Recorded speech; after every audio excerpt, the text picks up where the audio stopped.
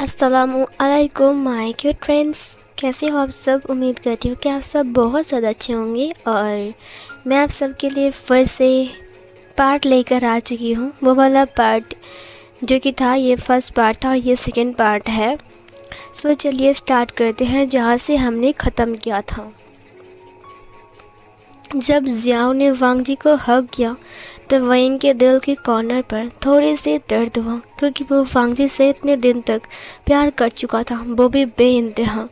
वांग जी उसकी तरफ बिना देखकर घोड़ी के ऊपर सवार हो गया और वो वहाँ से निकल गया। जियाओ काफ़ी ज़्यादा हैप्पी था और खुशी और एक ईवल स्माइल के साथ वांग जी को ही देखे जा रहा था।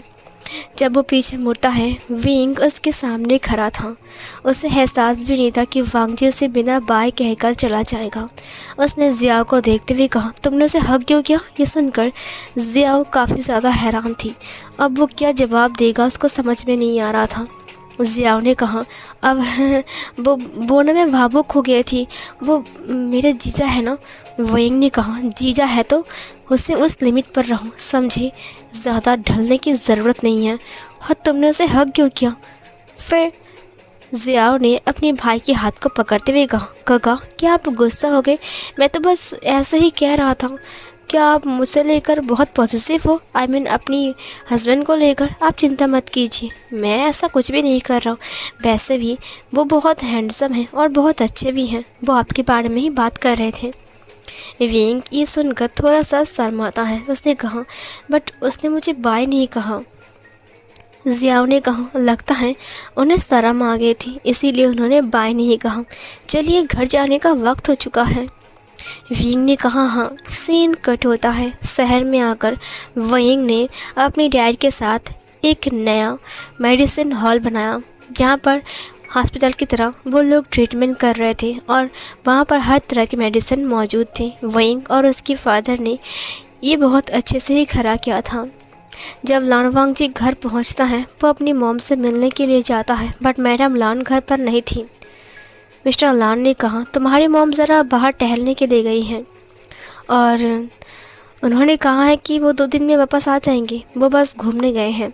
वांग जी ने अपने सिर को हाँ में हिलाया और जिंगसी में चला गया आराम करने के लिए। इधर मैडम लान फटे और पुराने रोब्स पहन कर आए थे, ताकि सब लोग उसे गरीब समझे, क्योंकि वो पूरे राज्य की सैर कर रही थी और सबको देखना चाहती थी कि कौन कितना काइंड है और राज्य कैसे चल रहा है।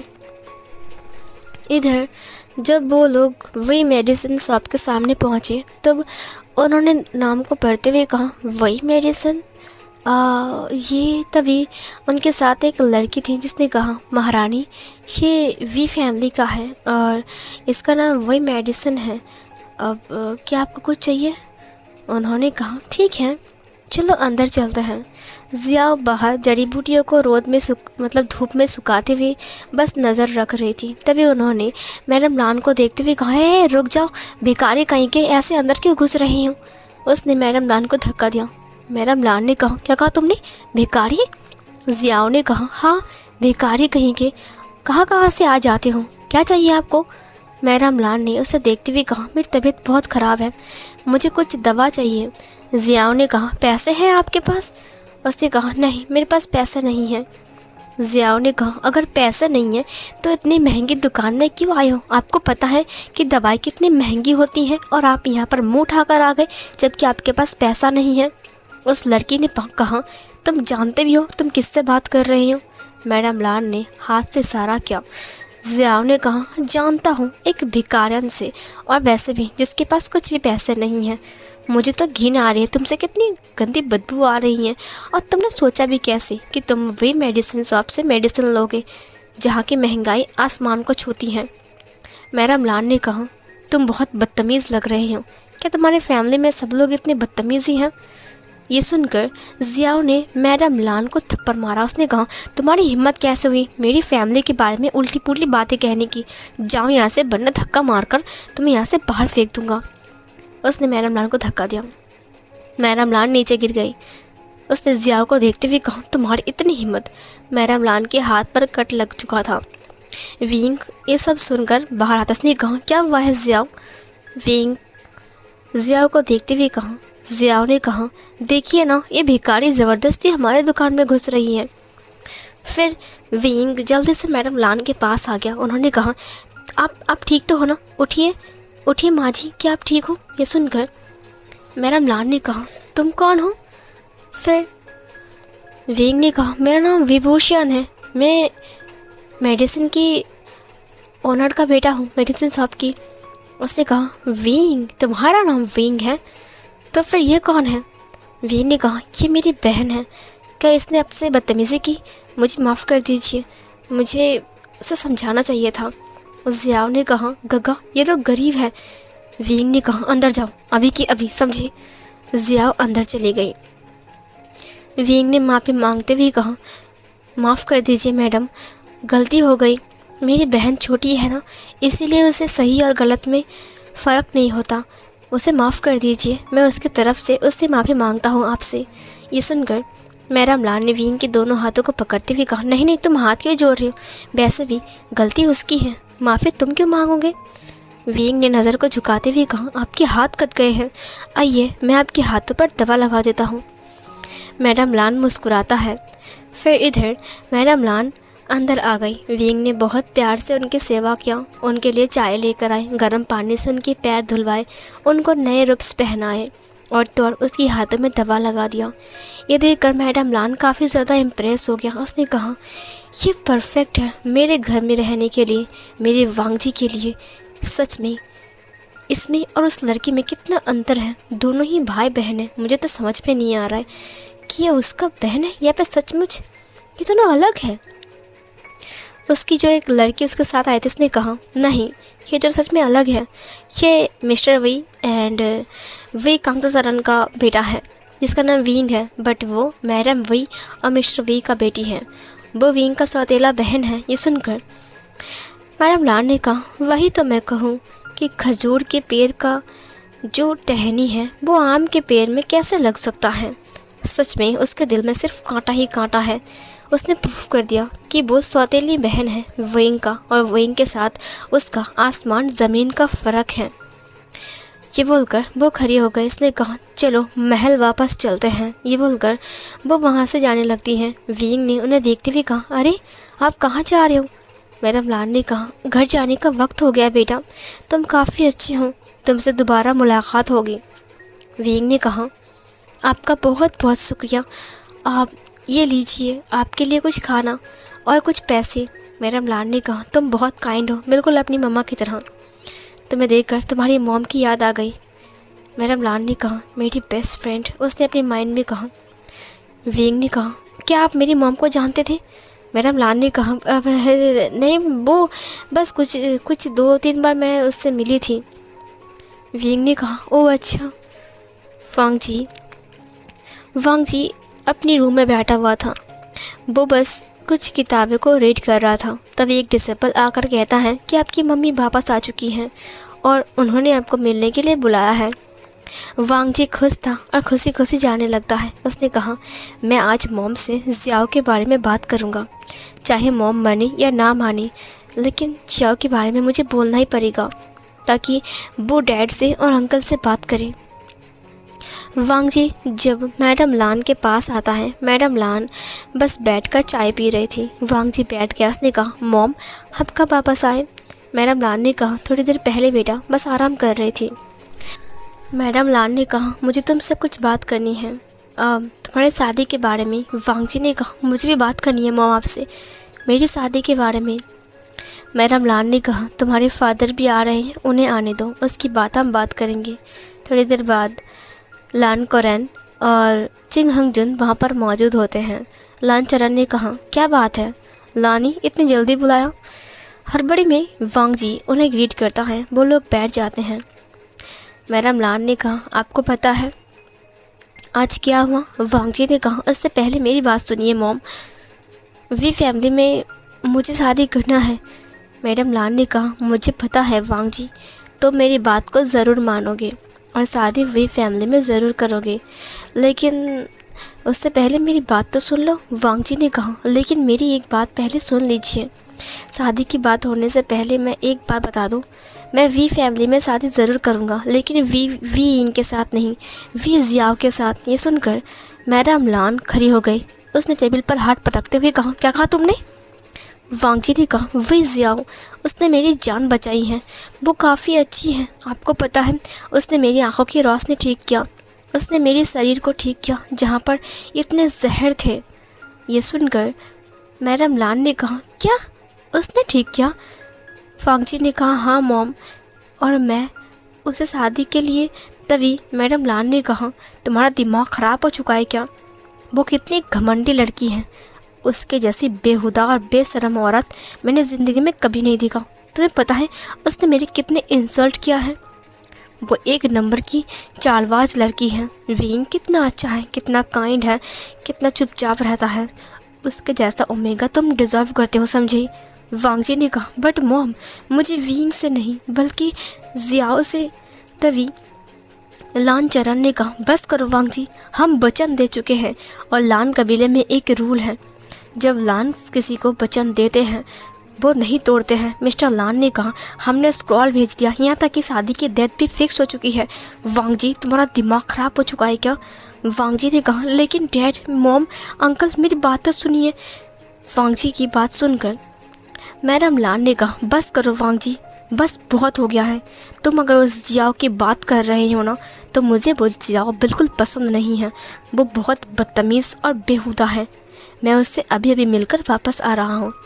और विंग बहुत नरमी और बहुत क्यूट है, बहुत इनोसेंट भी है। विंग बहुत काइंड है, समझे, बिल्कुल तुम्हारी तरह। और हाँ, तुम्हारी शादी सिर्फ और सिर्फ विंग के साथ ही होगी, क्योंकि विंग की मॉम को मैंने प्रॉमिस कर दिया था पहले ही, समझी? तुम ये शादी नहीं तोड़ सकते। वांग जी ने कहा, लेकिन मॉम, मेरी बात तो सुन लीजिए, वो जियाओ ने मेरी जान। तभी मैडम लान ने कहा, अगर जियाओ ने तुम्हारी जान बचाई है ना, तो उसको पैसे दे दो। उसे जितने सारे पैसे चाहिए उसे मिल जाएंगे। वो बहुत लालची है वांग जी। प्लीज़ विंग के साथ अपना रिश्ता मत तोड़ो। विंग जैसा तुम्हें कोई नहीं मिलेगा, पूरी दुनिया ढूंढ लोगे फिर भी नहीं। वांग जी बहुत गुस्से में था। वो अपने दिल की बात कह रहा था, बट फैमिली मेम्बर्स उनकी बात नहीं मान रहे थे। वांग जी बार बार रिक्वेस्ट करता है, बट मैडम लान ने कह दिया, अगर तुमने जियाओ को शादी करके इस कबीले में लेकर आए तो मैं हमेशा हमेशा के लिए ये कबीला छोड़कर चला जाऊंगा। ये सुनकर वांग जी एक कदम पीछे हट गया। उसने नज़र को झुका लिया। लान चरण ने कहा, वांग जी, अपनी मॉम की बात मान लो। विंग काफ़ी अच्छा लड़का है, उसके जैसा कोई नहीं। वांग जी शांत रहता है। उसने अपने सिर को हाँ में हिलाया और फिर चुपचाप अपनी जिंदगी की तरफ चला गया। सीन कट होता है। नेक्स्ट सीन में वही हाउस पर स्क्रॉल आती है। परसों विंग और वांग जी की शादी है। इधर जो मिस्टर वी हैं वो काफ़ी ज़्यादा हैप्पी होते हैं। परसों शादी है। इतने दिन कैसे बीत गए। विंग अब हमेशा हमेशा के लिए विदा होकर इस घर से चला जाएगा। उसका एक नया घर बनेगा जहाँ पर एक नई मॉम, एक नया डैड, एक नए पति और नए रिश्ते विंग के साथ जुड़ने वाले हैं। क्या विंग सब कुछ संभाल पाएगा? बट जब जियाओ ने सुना कि वांग जी ने उसके साथ नहीं बल्कि विंग के साथ रिश्ता किया है, तब वो काफ़ी ज़्यादा गुस्सा जाती हैं। बट वो फिर भी शांत रहने की कोशिश करता है। इधर जो विंग था वो काफ़ी ज़्यादा हैप्पी था। उसने कहा, अच्छा हुआ कि स्क्रॉल आ गया, वरना मुझे फ़िक्र हो रही थी। और तो और जो सच्चाई है मैं बहुत जल्द उसके सामने लेकर आऊँगा। मिस्टर वी ने कहा, तुमने राजकुमार लान की जान बचाई है। लगता है राजकुमार लान अब तुम्हारे बिना नहीं रह पा रहा है, इसीलिए शादी परसों ही रख दिया है। विंग शर्म के मारे थोड़ा लाल हो जाता है। वो ब्लश करता है। सीन शिफ्ट होता है। नेक्स्ट सीन में विंग की जोड़ी, लाल जोड़ी विंग ने पहना हुआ था। विंग के जेवर, विंग के बालों का कांटा, विंग एक दुल्हन की तरह सज उठा था। विंग के ऊपर उन्होंने वेल डाल दिया। विंग काफ़ी ज़्यादा हैप्पी था। विंग हैप्पी हैप्पी बाहर आया था। उसने अपने फादर की तरफ देखा। वो बहुत रो रहा था, उसकी आंखों में आंसू थे। उसकी सौतेली मॉम उसे देखकर मन ही मन गुस्सा हुए जा रही थी। उन्होंने विंग को बहुत गुस्से में देखा, बट उन्होंने जाहिर नहीं किया कि वो बहुत गुस्से में है। विंग धीमी धीमी कदमों से अपने फादर के सामने आता है। उसने कहा अपनी कपकपाती वॉइस से, पापा।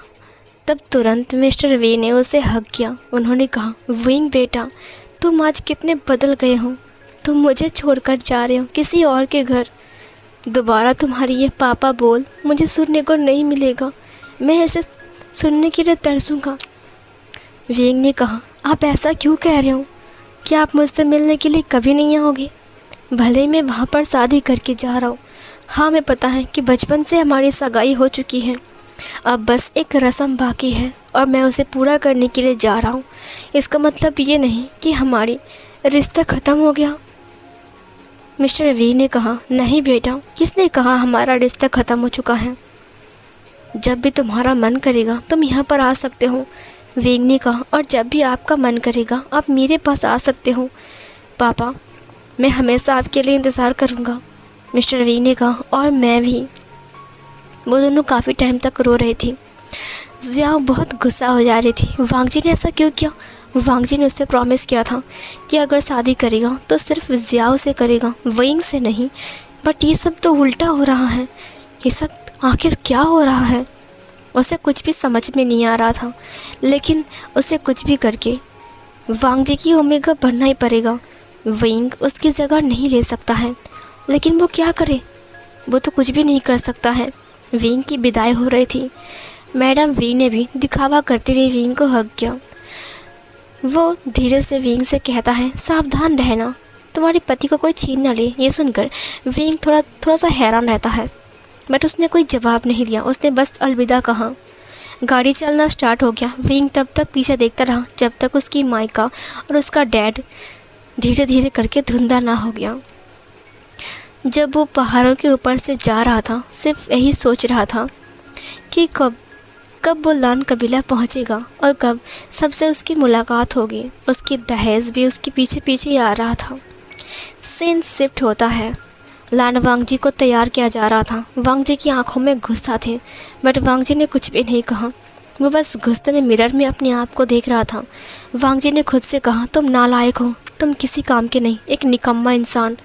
वांग जी की फॉरेड रिबन मैडम रेड कलर की बना चुकी थी। उन्होंने वांग जी को पहनाते हुए कहा, वांग जी, तुम बहुत खूबसूरत लग रहे हो, एक परफेक्ट हस्बैंड की तरह। आज का तुम सारे रिचुअल्स फॉलो करोगे। बट वांग जी ने कोई जवाब नहीं दिया, जैसे कि मैडम लान उसे फोर्स कर रही हैं। बट ये वांग जी के लिए सबसे अच्छा है, ये वांग जी को पता भी नहीं था। जब वो विंग के सामने आया तो विंग मुख्य द्वार पर था और लान चरण उससे बस नीचे लेकर आ रहा था। उसकी दहेज में जो कुछ भी आया था वो सामने रख दिया गया था। वांग जी विंग को देखता है और फिर एक दूसरे को नमन करते हैं। बाउस लेने के बाद वांग जी विंग का जो वेल था उसे हटाता है। ये एक रिचुअल है। वो उसे पानी पिलाता है और वेलकम करता है। उसके बाद वो अपनी मॉम के पास से वही करा को लेता है जो कि उनकी परंपरा था। उसके घर में जो नया ओमेगा आता है उसके हाथ में ये कंगन पहनाया जाता है। वांग जी खुद अपने हाथों से विंग के हाथ में कंगन पहनाता है और उसे अपनी ओमेगा स्वीकार कर लेता है। वांग जी की आंखों में आंसू थे, बट वो कुछ कह नहीं पा रहा था। विंग मन ही मन खुश हो जा रहा था, बट उसे पता ही नहीं था कि हकीकत में उसकी लाइफ में आकर क्या होने वाला है। विंग को जिंगसी में ले जाने की तैयारी हो रही थी। अचानक वांग जी के पास एक खत आता है। वांग जी ने उस खत को लिया और उसने कहा, किसने भेजा है? उसने कहा, एक दूत आकर देकर गया। वांग जी ने ओपन किया। वहाँ पर जियाओ ने लिखा था, वांग जी, तुमने ऐसा क्यों किया? तुमने मुझे दुख पहुँचाया है। मुझे लगा था शायद तुम मेरे लिए स्क्रॉल भेजोगे, लेकिन तुमने भैया के लिए भेजा। कोई बात नहीं, मैं तुम्हारे लिए खुश हूँ। तुमने जिसे एक्सेप्ट किया है वो मेरा बड़ा भाई है और मैं उसे बहुत प्यार करता हूँ। बट मुझे तुमसे ये उम्मीद नहीं था। मैं तुम्हारे बिना नहीं रह पा रहा हूँ, एक पल के लिए भी चैन की सांस नहीं ले पा रहा हूँ। मुझे तुमसे मिलना है। काश मैं ज़िंदगी भर तुम्हारे साथ रह पाता। तुम्हारी वाइफ ना बन के ही सिर्फ बस तुम्हारे साथ, और कुछ नहीं लिखा था उसने। वांग जी ने एक चिट्ठी लिखा, हम बहुत जल्द मिलने वाले हैं, और उसने फिर से उसे भेज दिया। सीन शिफ्ट होता है वेडिंग रूम। हर किसी का सपना, हर किसी का ख्वाहिश वहाँ पर बैठकर विंग वेट कर रहा था। दरवाज़ा खुलते ही वांग जी अंदर आया। सारी लड़कियाँ खिलखिलाते हुए हंसने लगी और वो लोग उस रूम से भाग गए। वांग जी बस उन सबको जाते हुए देखने लगा। दरवाज़ा बंद करते हुए उसने विंग को देखा। वह विंग के पास आ गया। वांग जी विंग को देख रहा था। विंग खड़ा हो गया। उसने कहा, मुझे आपसे कुछ बात करनी है। राजकुमार लान, वांग जी ने कहा, मुझे आपसे कोई बात नहीं करनी है विभूषण। ये सुनकर विंग काफ़ी ज़्यादा हैरान था। वांग जी इतनी बेरुखी सी बात क्यों कर रहा है। वांग जी ने एक तकिया उठा लिया, पिलो को, और एक बेडशीट को उठाते हुए उसने कहा, ये लो बिस्तर और ये लो तकिया, जाओ जाकर सो जाओ। विंग ने कहा, क्या मतलब है। वांग जी ने कहा, मिस्टर विभूषण, मेरी बात कान खोल कर सुन लो। भले ही हम लोग हस्बैंड वाइफ हैं, लेकिन हम दोनों के बीच ऐसा कोई रिश्ता नहीं होगा, समझे। ये शादी सिर्फ मैंने अपनी मॉम के लिए किया है। तुम्हारी कोई ख्वाहिश मैं नहीं पूरा करने वाला। विंग ने कहा, आपको पता है कि मैं कौन हूँ। वांग जी ने कहा, तुम कौन हो मुझे जानने की ज़रूरत नहीं है, बस ये जान लो कि हम दोनों के बीच ऐसा कोई रिश्ता नहीं है जिससे तुम मुझसे उम्मीद लगाओगे, और मुझे तुम्हारी कोई बात नहीं सुननी है। ये बोलकर वांग जी जाकर बेड पर सो गया। विंग को ये बात सीधा दिल पर जाकर लगी। उसकी बेरुखी विंग को पसंद नहीं आया। उसकी आंखों से आंसू बहने लगे। आंसू रोल होते हुए नीचे गिरने लगे। उसकी तकिया भीगने लगी। सीन शिफ्ट होता है। नेक्स्ट मॉर्निंग का सीन दिखाया जाता है, जहाँ पर हम जिया को देखते हैं, जो भागते हुए एक लोटस पॉन्ड के पास आ रही थी। वहाँ पर एक रेड कलर का हाफुस और रफ्स पहनकर एक इंसान खड़ा था। वो उसके हाथ में एक छोटा सा बॉल था। वो बस इधर उधर चल रहा था और बॉल को छाल रहा था। जियाओ ने इधर उधर देखा। उसने कहा, राजकुमार वैन, इतना अर्जेंट क्यों बुलाया मुझे। आपको पता है कितने मुश्किल से मैं यहाँ पर आया हूँ। वैन चाओ पीछे मुड़ते हुए कहा, जियाओ, आखिरकार तुम आ गई। जियाओ ने कहा, राजकुमार वैन, कितनी बार कहा है कि मैं आपसे ऐसे नहीं मिल सकता, वो भी छुप छुप कर। आप सबके दुश्मन हो, आप क्यों नहीं समझते। अगर किसी ने मुझे देख लिया तो फिर क्या होगा। वैन चाओ ने उसके हाथ को पकड़ते हुए कहा, ओ मेरी जान, तुम ऐसे कह रहे हो जैसे कि हम दोनों कभी मिले ही नहीं। क्या तुम अपने अंडों के बारे में भूल गई। जियाओ ने कहा, प्लीज़ उन्हें कुछ मत करना, मैं तुम्हारी बात मान रहा हूँ ना।